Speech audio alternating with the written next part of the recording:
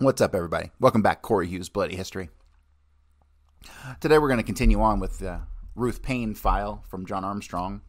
We only got about 35 pages to go. Maybe we can wrap it up today, tomorrow at the latest. And if we do it tomorrow, we'll probably continue with something else.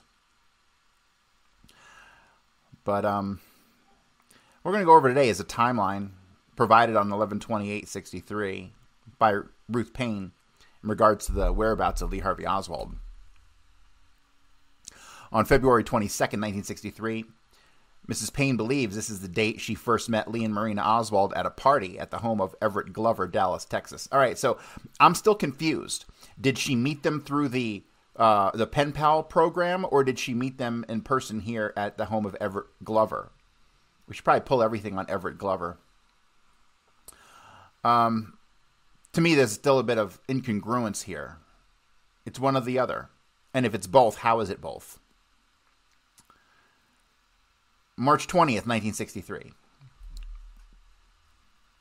Mrs. Paine visited Marina Oswald at their residence, 214 West Neely. Lee was not present. April 2nd, 63. Mrs. Paine had Lee and Marina Oswald for dinner at the Paine's home, Irving, Texas. Mr. Michael Paine, husband of Ruth, picked up the Oswalds at their apartment at 214 West Neely. April 8th, 63. Ruth visited Marina at Marina's apartment. Lee was not present.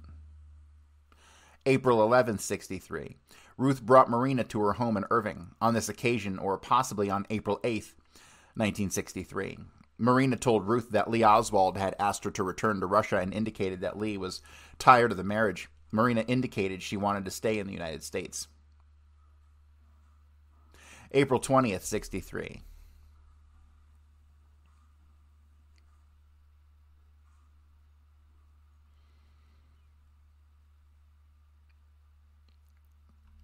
April 20th, 63. Ruth picnicked with Lee and Marina at Oak Cliff near their residence.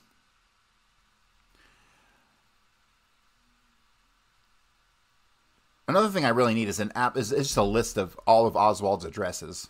That would really come in handy. You'd think I'd have done that by now. April 24th, 63. Ruth went to the Oswald residence. Lee Oswald was packed and asked Ruth to take him to the bus station, saying he was leaving to look for work in New Orleans. That's a fucking lie. It's a total lie. Ruth and Marina took Lee to the bus station, believed to be at Trailways, Dallas. Lee bought a ticket for himself and one for Marina. Ruth asked Marina to stay with her in Irving while Lee was looking for a job. Marina agreed to stay, and Lee got a refund on her bus ticket. Marina and her child moved into the Paine residence, 2515 West 5th. So that's all bullshit, because on the 26th, is there a date here for the 20th? No, there's nothing for the 26th. On the 26th, Oswald was still in New Orleans, where he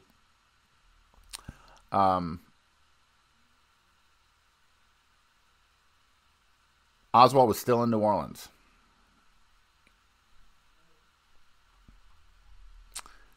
I'm sorry, I broke up. I'm sorry, I'm reading this paragraph and thinking at the same time, and I cut the paragraph off midway. It continues. On leaving the bus station, Paine took Lee back to the Oswald apartment. He had shipped some things at the bus station and was to pack up the rest of his things and return to the bus station in time to catch a night bus to New Orleans. Paine let him off at his apartment at 4 or 5 p.m. That I need to look into this transference more. This going back to New Orleans, because remember, this is right after the Walker shooting, right? And the speculation is that the heat was on him from the Walker shooting, but that's not true, because he had nothing to do with the Walker shooting. It was Howard and Seymour. So all the speculation about him going back to New Orleans reference the Walker shooting is just ridiculous. And anyway, that was on April the 10th. This is here 2 weeks later that he's going back. So doesn't make any sense. What makes more sense is that he was spending too much time with George de Mohrenschildt, and they couldn't have that relationship continue. Not when he was going to be a communist, right? May 9th, 63. Lee Oswald called Marina at Paine's home and stated he was living with his aunt and uncle in New Orleans and was working.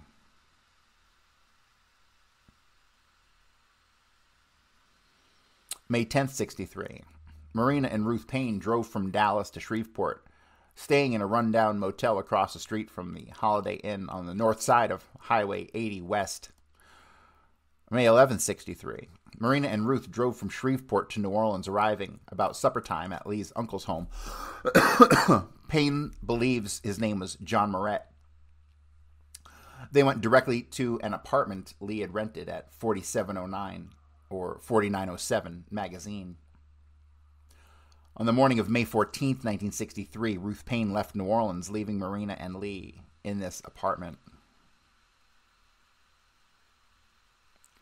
Was it Magazine Street where the alleged backyard photographs were taken? I believe it was.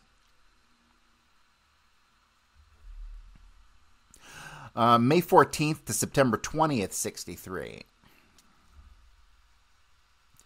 Okay, hold on a second. Okay. During this period, Ruth Paine did not see Lee or Marina Oswald. She received one letter, probably about June of 63, in which Marina stated she would soon have to return to Russia. Ruth wrote to tell her she could stay with her. Sometime probably in July of 63, Ruth Paine receives a second letter from Marina in which she stated she was in good health. About the end of August of 63, Ruth received a letter from Marina stating Lee was out of work again. Ruth wrote back asking if she could stop by New Orleans and see them when she returned to Texas after visiting her family in Philadelphia, Pennsylvania. All right, so what's relevant here? This is what's fucking relevant. All right, so I don't have the exact dates with me.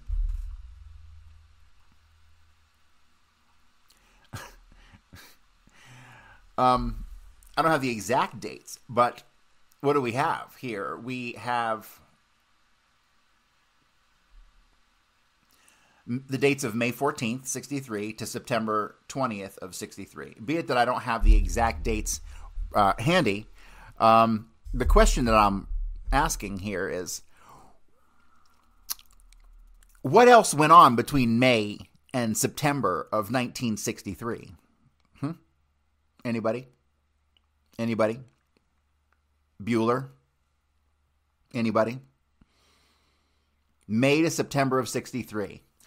What other person made it a point to be known that he was gone from New Orleans between May and September of 63?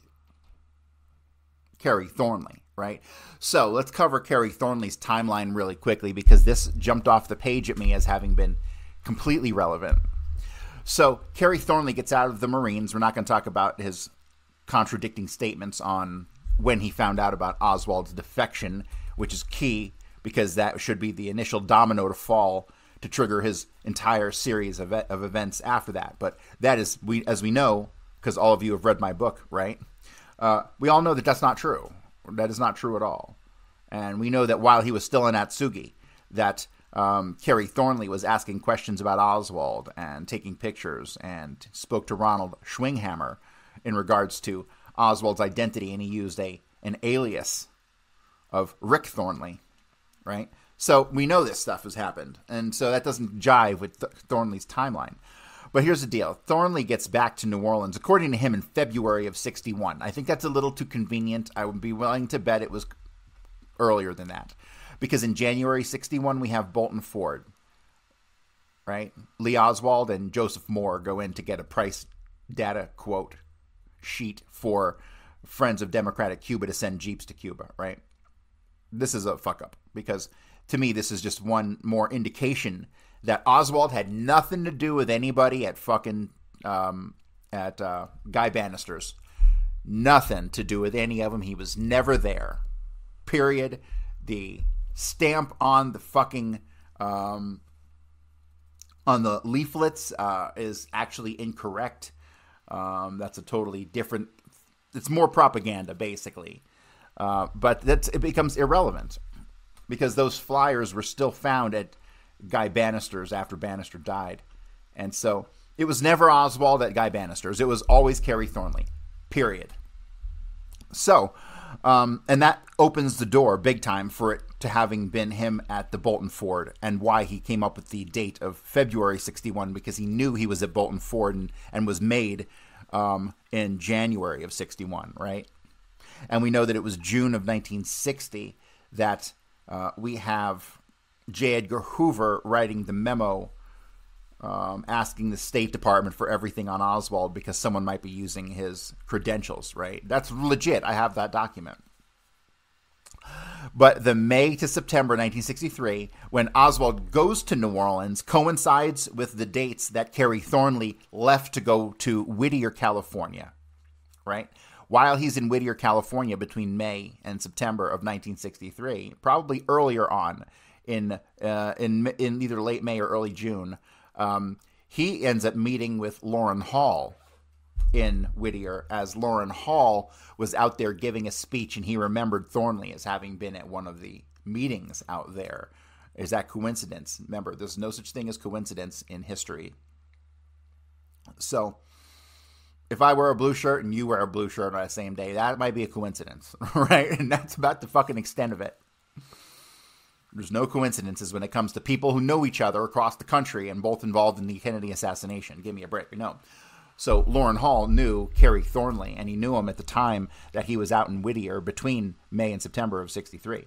So then we don't really know much. I'm going to have to do a little more digging into Kerry Thornley's activities because he said he had jobs at 2 restaurants, one in Whittier and one at a city just outside of Whittier.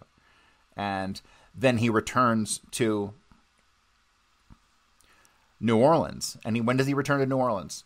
Well, he's back in New Orleans by September the 4th. And we know that he went from Whittier down into Mexico City and then to New Orleans. It just happened to be on the way, right? No, it was not on the way. Okay, so this is just more of the evidence that Kerry Thornley was en route from Whittier to New Orleans via Mexico City, and that he was the Oswald impersonator who went to Mexico City during the time that Oswald allegedly went there. He used his... See, this is the thing. In case you didn't hear this from me before. Kerry Thornley left to go to Whittier, California in May of 1963. I forget the exact date. But he leaves New Orleans, goes down to Mexico City, and then heads to Whittier. Then when he leaves Whittier and he goes back to Mexico City, and then he arrives in New Orleans on September 4th, 1963. Right? And so Oswald, what's Oswald doing at this time? We have a couple week overlap. But Oswald will, perhaps he interacted with Marina and Ruth Paine on the 24th of September. Doesn't really matter to me. What matters to me is that he was still in New Orleans on the 26th, which, number one, shows that fucking, again, Ruth Paine is a liar. She is such a lying cunt. It's unbelievable. And she's still alive to this fucking day. And people kiss her fucking ass like she's some kind of saint. So... God damn it, I forgot what I was saying. But at this time, Lee, he's still in New Orleans on the 26th, closing his P.O. box. He left a forwarding address to Ruth Paine's house, which indicated that's where he was going to go and live, right? That's the only address that we can really associate with him in Dallas after this September 26th-ish date. But if he's in there on the 26th in New Orleans, he couldn't have been crossing over into Mexico City. And then he sure as fuck wasn't hanging out with Lawrence Howard and Lauren Hall at Sylvia Odio's the next day, right? That was on the 27th. So, yeah, to me, that's the absolute proof of the activities of people who were not Oswald, who were clearly mistaken for Oswald. Because Oswald couldn't have gone to Mexico City. It just doesn't make any sense. They can't even trace him on the bus ride back or anything like that. On the bus ride back, the person who was alleged to have been Oswald gets off at the stop before the final stop in Laredo, I think it was. And then that's obviously where he... it's obviously Kerry Thornley. He obviously then goes to a different border location somehow, some way, and then meets up with Marina, and there's a car waiting for them, and they drive this car to Alice, Texas. That is clearly the activity of Kerry Thornley, and that would be October. They would end up in Alice, Texas on October 3rd through the 5th, and then they'd make their way back to Dallas, right? So to me, the entire timeline involving Kerry Thornley leaving in May to go to Whittier, coming back through Mexico City, coming in on the September 4th, completely coincides with the dates that Oswald went to New Orleans, right? So it's just too much of a coincidence that the dates of they're not supposed to have both been in New Orleans at the same time, but we know that they were because they were both seen at the Bourbon House at some point or another together by, who was it, Jeannie Hack or Jessica Luck? I always forget all the chicks that fucking Carrie Thornley was hanging out with at the time. So, May 14th to September 20th, it says here, during this period, Ruth Paine did not see Lee or Marina. She received one letter, probably about June 63, in which Marina stated she would soon after return to Russia. Ruth wrote to her to tell her she could stay with her. Very convenient, right? September 21st, 63, Ruth Paine arrived in New Orleans and visited the Oswalds, still living in the same apartment on, it should be Magazine Street. Lee had been working previously, but had lost his job. He lost his job, like, which job did he have at this time? I need to do an overlap of timelines. Was he working at Riley, allegedly? Remember, all those jobs are bullshit front jobs. All connected to the CIA, right? So it says Lee mentioned that he had been in jail. That was the August 9th incident. Ruth asked Marina if Lee had lost his job because of his political views. Marina stated she did not know. September 22nd, 1963, Ruth Paine remained at Oswald's apartment. So you got the three of them staying there.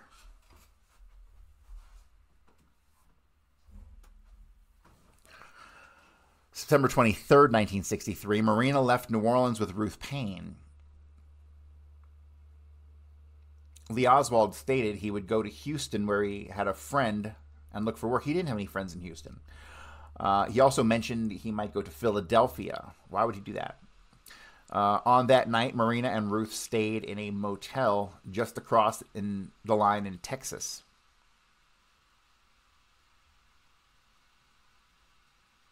September 24th, Marina and Ruth Paine arrived at Irving.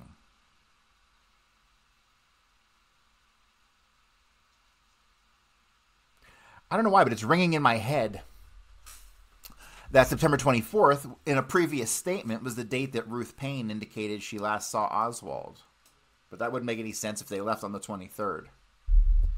So, but see, then you have a gap here. Obviously, she doesn't know, but there's a gap here between September 24th and October 4th, which a lot went on there, right? The whole Mexico City thing allegedly happened. So October 4th, by my calculation, Marina is still in Alice, Texas with Carrie Thornley and a child, right? And it says here, for October 4th, 63, Lee Oswald called Marina at Mrs. Paine's home in Irving. He wanted Marina to have Mrs. Paine pick him up. Marina told him that Mrs. Paine could not come because she had just given blood.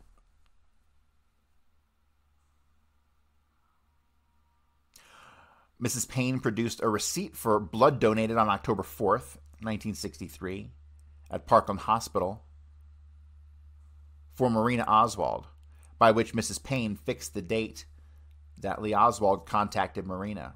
This card is signed by B. Whitney. Lee Oswald arrived at the Paine residence, Irving, while Ruth Paine was gone. She returned from grocery shopping before dark and found him at the house. He stated he had been in Houston, but had not found work. He also claimed to have been in Dallas for a few days before coming out to the house. Oh, that is nonsense. Nonsense. He couldn't have. If he allegedly had gone to Mexico City, he had only been back the day before. If, big if, Oswald allegedly stayed October 3rd at the YMCA. Which is something else I need to dig into, because I can tell you with certainty, at some time, some place, Lawrence Howard and William Seymour stayed at a YMCA in Dallas. So I have to dig into that, because I also need to dig into the Tammy True stuff. Allegedly, Tammy True ran a boarding house, or had people crash with her that were connected to Jack Ruby and the assassination. So that's just more. I need to definitely dig more into that because I have some questions as to where William Seymour, Lawrence Howard, and Lauren Hall were staying at different times. Because I know that Carrie Thornley was staying at the boarding houses. That's pretty freaking obvious to me. But yeah, there's a ton of obfuscation over these dates. September 24th through September 26th, the days leading up to the alleged Mexico City trip. And then October 3rd through October... Well, see, October 3rd, like I said, Oswald allegedly stayed at the YMCA. But it's the 3rd through the 5th that they're lingering in Alice, Texas. At least Carrie Thornley is. And here's the thing. In my book, I named Marina as the person that Carrie Thornley is doing all this stuff with because it's obvious she's in on the setup. They're gonna limit the exposure of people in on this thing, right? You don't bring in everybody and their fucking grandma, right? So they're gonna limit the number of people who are involved directly with the immediate participants, like Carrie Thornley. That's why Ruth Paine is so important in this thing because she's an obvious central hub / safe house kind of for Marina and the activities of this operation, whether she knows it's for the assassination or what, who the fuck knows. But there's clearly intelligence operations going on out of the Paine residence involving Carrie Thornley, Marina, and this person we know as Lee Oswald. But to me, this entire thing that she says about October 4th is very suspect. She says Marina talks to him on the phone. All right. And I think it's nonsense. I think it's Marina in Alice, Texas. Now, let's just say, for argument's sake, I'm completely wrong, and it is not Marina in Alice, Texas. And let's just say it is one of Carrie Thornley's pregnant contacts in New Orleans. Because if I'm not mistaken, we covered this once before, there was at least one, possibly two pregnant women associated with Carrie Thornley who were connected to, the fuck was his name? Malcolm McAuliffe? Was that him? I always fuck this guy's first name up. Martin McAuliffe. Martin McAuliffe, the CIA contact who connected Carrie Thornley and Guy Bannister and that whole thing. So Martin McAuliffe, 100%, way more of a player in this thing than anyone has ever talked about.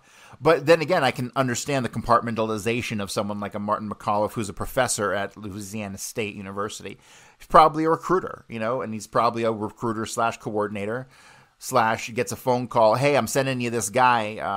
Hook him up with Guy Bannister, right? Like, he'll be expecting you, like that, some kind of thing like that. So you can have someone like Martin McAuliffe involved in connecting people and setting up the overarching infrastructure in New Orleans around the assassination without him really knowing anything. I completely buy that too. So not everybody involved knows what the fuck they're involved with, right? Because conspiracy, quote unquote, if you like to use that term, is not about a bunch of guys in a smoky room. It's about taking orders. Period. All right, let me continue. October 4th, 63. Still, Lee Oswald arrived at the Paine residence, Irving, while Ruth Paine was gone. She returned from grocery shopping before dark and found him at the house.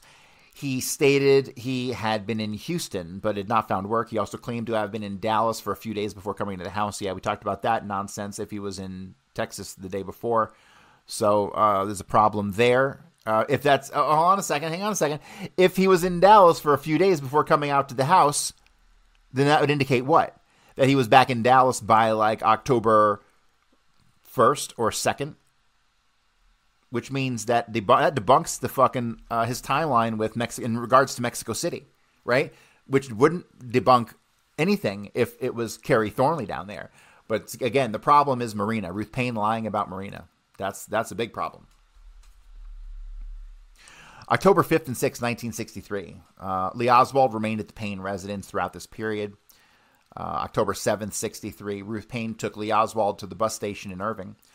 At this time, she gave him an ENCO map. Well, hang on a second. October 4th was the date of the Texas Employment Commission incident with Larry Crawford. Just to point that out.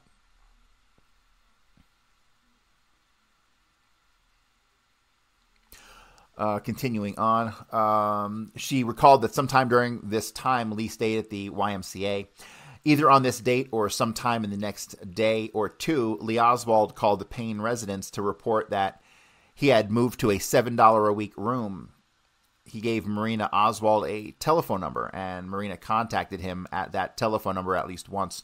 All right, so, but again, that would make sense if that was not Oswald, but that was Carrie Thornley, because Carrie Thornley is the one who stayed at the boarding house. Clearly. October 12th, 1963, Lee Oswald arrived at the Paine residence and spent the night. Lee Oswald was at the Paine home all day during this day and night. And that's October 13th, 1963. October 14th, Ruth Paine took Lee Oswald to the bus station in Irving. October 14th also is allegedly the date that Oswald moved into the 1026 North Beckley boarding house. October 15th, Ruth Paine did not see Lee Oswald on this date, but she learned through telephone conversations that Lee had started to work at the Texas School Book Depository. Well, I believe his application was dated the 15th. There were some problems with the application. I forget exactly what the problem was. I think I mentioned it in my 7-hour video on this stuff, but that video, that 7-hour video I did, needs to be updated. I need to at least go through the same material and redo the video in a cleaner fashion. I guess it was like 4 years ago I made that thing. We continue. Mrs. Paine had located this job for him through a sister of Wesley Frazier, with whom Ruth was having coffee at her next-door neighbor's. Wesley Frazier lives a few doors away and works at the Texas School Book Depository. So that's October. Remember, Frazier's name will be dropped at the Sportsdrome Rifle Range as having given Oswald a ride there, right? But it was not Oswald at the Sportsdrome. It was William Seymour, and we know it was William Seymour because of the presence of the large, husky, dark-skinned Latino guy who was always with fucking Oswald when it was William Seymour, right? So that's how we know it was William Seymour there. Or it might have been interchangeable with Carrie Thornley. The one thing that throws me off there is one of the guys described Oswald as having these big eyebrows. But Carrie Thornley had some pretty wicked eyebrows, for sure. But I haven't really been able... That doesn't make any sense. It doesn't jive with... Unless Carrie Thornley, again, was going with Lawrence Howard, which is definitely a possibility because, remember, in Carrie Thornley's 50-page confession affidavit to Jim Garrison, he clearly indicates that he knows Leopoldo. He mentions Leopoldo. That's why I called it a confession. He confesses so many things in that letter that he never should have confessed. But knowing Leopoldo is one of them. Therefore, Leopoldo, the name given as the alias for Lawrence Howard at Sylvia Odio's, makes fucking, once again, fits like a glove. And so there, and then again, that could correlate with the Bolton Ford incident if it was Carrie Thornley with Lawrence Howard, because it was clearly Lawrence Howard, the guy he was with. Anytime you see the pockmarked Mexican or pockmarked dark complexion guy, it's always Lawrence Howard. Unless there's miraculously a second pockmarked fucking dark-skinned Latino, right? But no, I've never come across any evidence of that. So yeah, Buell Frazier is key in this because they're going to set him up as a second patsy, or attempt to anyway. I'm convinced the gun that they seized from him, the .303, is the one that they were going to link to the assassination. If it wasn't the one planted, they swapped it. But he was definitely getting set up as a second patsy, unquestionably, which means it's not just a random guy who they set up who happens to work at a book depository that he got a job at by chance, right? No. This is another CIA front job. October 18th. Lee Oswald arrived at the Paine home, having obtained a ride with Wesley Frazier from work. This was Lee's birthday. October 19th. Lee spent the entire day and night at the Paines. October 20th. Marina Oswald had labor pains, and Michael Paine took her to Parkland Hospital while Lee Oswald babysat with his older child and Mrs. Paine's children. Marina gave birth to a girl named Audrey Marina Rachel Oswald at 10:41 p.m. Parkland Hospital in Dallas.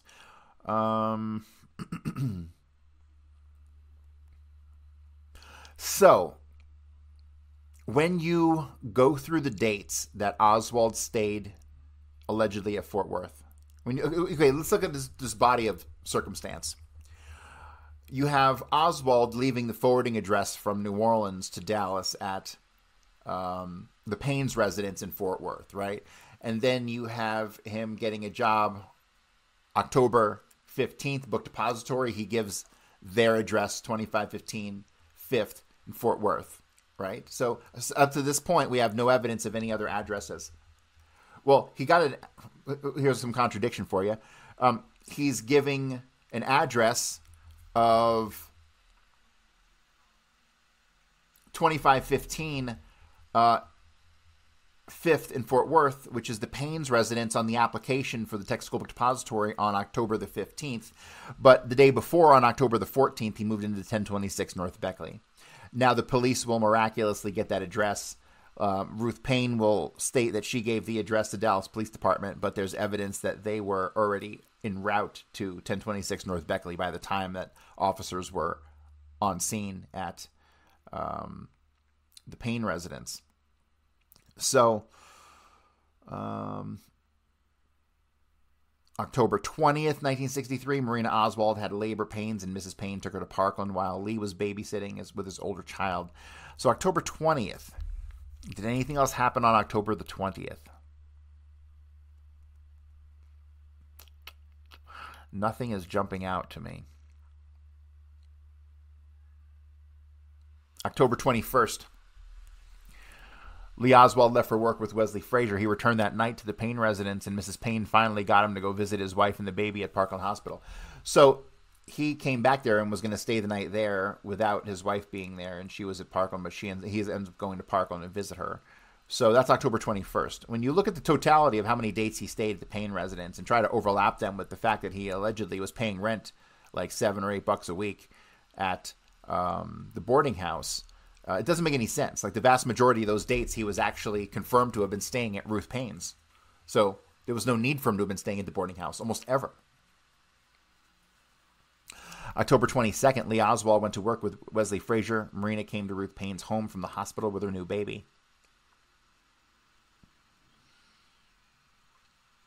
October 25th, 63. Lee Oswald came out after work with Wesley Frazier and saw his wife and baby for the first time after they left the hospital.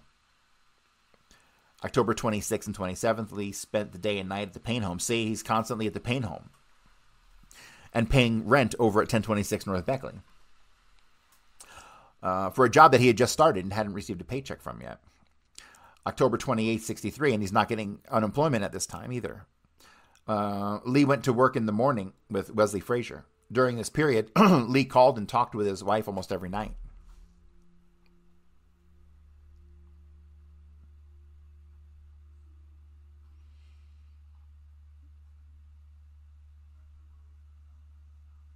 All right, so there's a photocopy here of the next page. I'm trying to see if this is a duplicate. But it looks like it says here, Mrs. Paine asked for Mr. Oswald and was told there was no one by that name that lived there. But then it cuts off and goes to, jumps to November 1st, 63. And it says, Lee Oswald came to the Paine residence after work with Wesley Frazier. So that's another night that he stayed there. November 2nd and 3rd, Lee spent the entire day and night, both days at the Paine. See, he's paying rent from the 14th on, but he's staying all these nights here. November 4th, 63, Lee went to work in the morning with Wesley Frazier. November 8th, Lee Oswald came back to the Paine home after work with Wesley Frazier. See, so he keeps coming back there despite the fact that he's paying rent over at this other place. So why is he paying $7 or $8 a week to live at this other place when he only needs 1 or 2 nights a week to stay somewhere else where he could do it at a hotel for $1 or $2? November 9th, 63. Mrs. Paine drove to the driver's license office located in Oak Cliff to try to help Lee Oswald get a learner's permit. Lee was not able to drive a car and had never learned. He had never held a driver's license. He told Ruth Paine that once he had driven his uncle's car in New Orleans, but Ruth Paine recalls helping him try to learn how to drive and park the car. They were unable to get a learner's permit on this date since the office was closed due to it being an election day. I don't think he would have been successful because there's already, at this point, a Lee Oswald driver license floating around that I'm convinced is in the possession of Carrie Thornley. That's why Oswald never could get one. So I think this story is kind of a cover story. November 10th, Lee spent the entire day at the Paine home watching television. He spent that night there also. See, another day, he's not at the boarding house. November 11th, this was a holiday. He stayed at the Paine residence the entire day and night. See, again, he's not at the boarding house. He practiced parking for a short period with Mrs. Paine's car. Mrs. Paine was gone for 2 or 3 hours to state, but Lee was there when she left and there when she came back. November 12th, Lee Oswald left with Wesley Frazier in the morning to go to work. November 18th, Mrs. Paine placed the call from Marina to looks like a Whitehall number, which Lee had given her as his residence telephone number. All right.